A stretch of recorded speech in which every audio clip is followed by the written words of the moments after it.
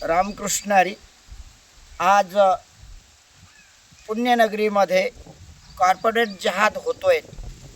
काल एक सुदर्शन न्यूजनं एक बातमी दाखवली आणि असं अंतःकरण असं जळजळून उठलंय.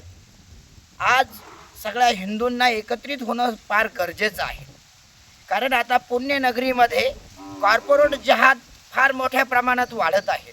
अतिशय भयानक पद्धत ही चालू आहे का मुलीवर कॉर्पोरेट जहाज झालाय.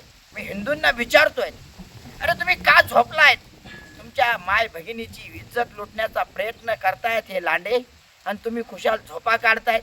पुण्यातले लोक काय शंड झालेत का? पुण्यातले हिंदूंनी काय बांगड्या भरल्यात का? काय करतोय पुण्यातला हिंदू समाज? अरे आपल्या कॉर्पोरेट जहाज होऊ राहिला. हिंजवडी परिसरामध्ये पुण्यामध्ये कॉर्पोरेट जहाज फार मोठ्या प्रमाणात सुरू झालेला आहे. तेव्हा मी सर्व हिंदू संघटित व्हायला अपील करतो की सगळ्या हिंदूंनी आता संघटित व्हा, एकत्रित या आणि ह्या कॉर्पोरेट जहाजला तोडून काढण्याचा प्रयत्न करा. आता ह्या दांड्यांना घ्या दांडान हाना लांडा, याच्याशिवाय आपल्याला पर्यायच नाही. तर तुम्ही आज जर सावध झाले नाही तर भविष्यकाळ हा हिंदूंसाठी अतिशय घातक असणार.